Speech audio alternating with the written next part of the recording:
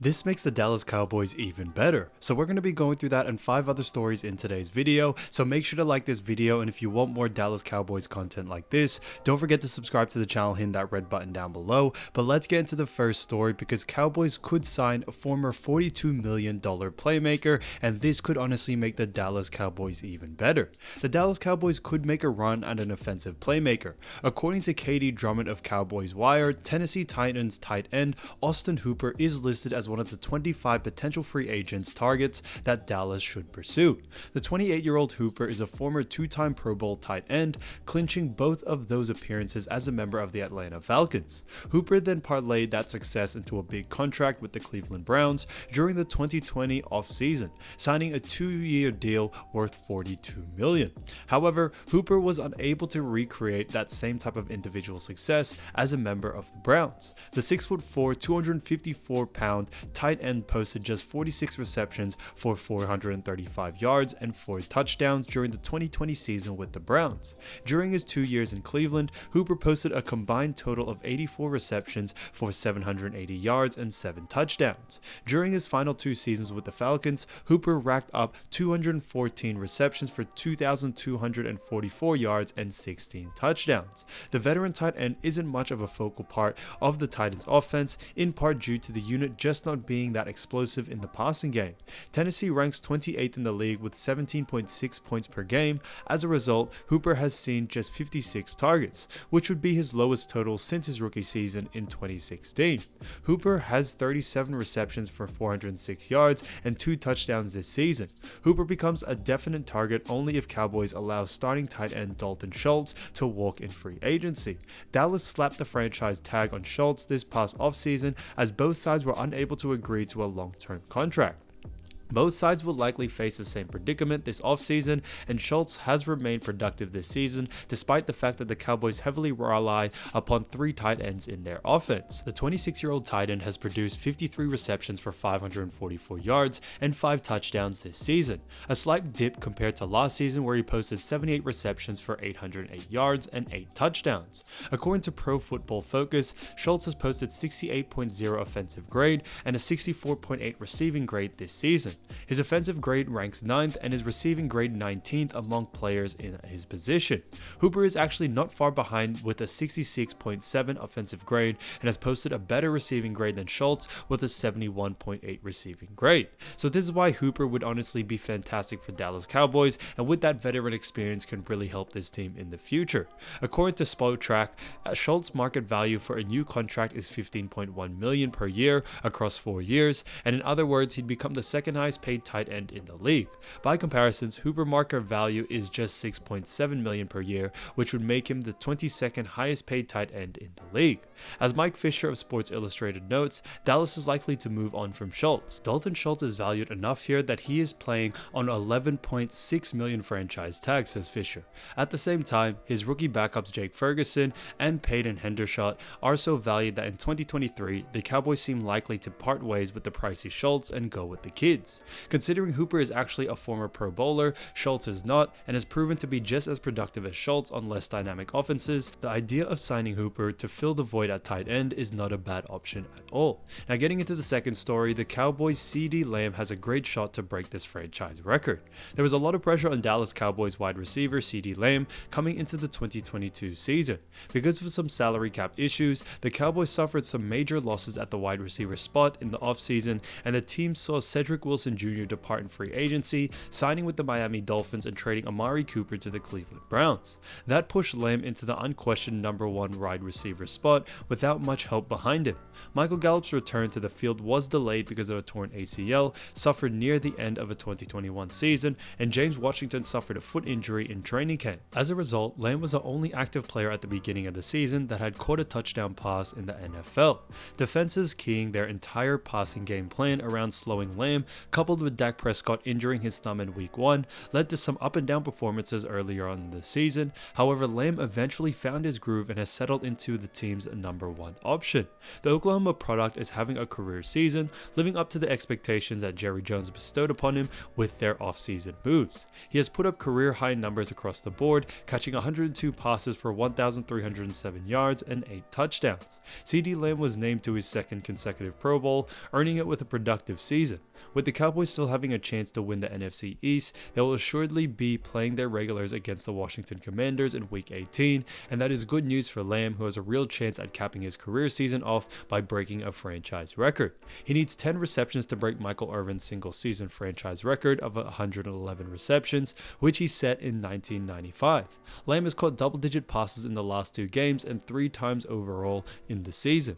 Opportunities have certainly not been lacking, as CeeDee Lamb has been targeted at least 10 times in half of his games played this season. If the Cowboys game plan another double-digit target game for Lamb against the Commanders, he has a real chance at rewriting the team's record books this weekend. Now, getting into the third story, T.Y. Hilton's immediate impact on the Cowboys on offense is no surprise. He wanted to spend his summer and fall watching his sons play football, but he kept working out and T.Y. Hilton wasn't ready to give up football. He kept catching passes from his 61-year-old father, Tyrone, hopping on a call would come so he could make a run at the Super Bowl. The Dallas Cowboys' flirtations with Odell Beckham Jr. went on for weeks and were as public as they could be, with the owner and general manager Jerry Jones hoping he would add the veteran free agent who is coming off a torn anterior cruciate ligament in his left knee. The flirtations with Hilton lasted a couple of days. His workout was so impressive, the Cowboys cut it short. Hilton's impact through 2 games has been bigger than Beckham's could have been in the regular season, since he was not ready to play, and it looks to grow as the playoff commences. Obviously, I think it speaks volumes about his personality, but also for him professionally to come on in to be in shape. He handled everything that we've thrown at him, Coach Mike McCarthy said. He's a very accomplished receiver. He has a lot of pelts on the wall. Yeah, I can see him getting even more this week. It's a steady incline that we recognize. Hilton has had 5 catches for 102 yards in the 2 games he has been active, playing 34 offensive snaps. 4 of those catches have gone for first downs. In week 16, he drew a penalty on a 4th down play against the Philadelphia Eagles on a drive that ended in a go-ahead touchdown. Later, the first reception as a Cowboy converted a 3rd and 30, going for 52 yards in the 4th quarter on a drive that saw Dallas tie the game. Without either play, the Cowboys likely lose. Last week against the Tennessee Titans, he picked up 28 yards on 3rd and 10 on a drive that ended in Titan Dalton Schultz's 2nd touchdown of the game, which upped Dallas' lead to 24-13 in the 4th quarter. Just football feel, offensive coordinator Kellen Moore said. I think he's just tremendous as far as you can see the experience that he's played and how he's kind of hopped right in there and jumped right into situations and roles. He can draw on so much experience and he can easily kind of figure out what he's trying to accomplish with the scheme. Hilton is living in a hotel not far from the Cowboys locker room at the start. I could have gotten out there any time, Hilton said, but it's right there, so I might as well just stay and continue doing what I'm doing. When he arrived, he and offensive quality control coach Cal Valero spent 10 hours going straight over the playbook. He was in various systems in his 10 years with the Indianapolis Colts, so learning a new offense wasn't that difficult. But then I've also got to learn how to speak Cowboy, where they understand that I know what they're talking about, Hilton said. So I think T.Y. Hilton has done a fantastic job so far and will continue to do a fantastic job, especially into the playoffs. Now, getting into the 4th story, former Cowboys running back blames Dak Prescott as a reason why Dallas aren't elite. The Dallas Cowboys are headed to the playoffs with a strong defense and running game, but one player seems to think the team is lacking heavily in the quarterback area. After Dallas' 27-13 win Thursday night over the short-handed Tennessee Titans, former NFL running back Eddie George stated that Dak Prescott is holding the team back from greatness. Speaking for the 33rd, the former Tennessee Titans and Cowboys running back said Dallas is an elite due to Prescott's play at quarterback. In terms of being the elite team, I don't see it quite there, George explained. They have an elite run game, an elite defense, opportunistic special teams play, but as far as the quarterback play, the consistency, you're Dak Prescott, that's the problem. The Achilles heel, he throws too many interceptions for my liking.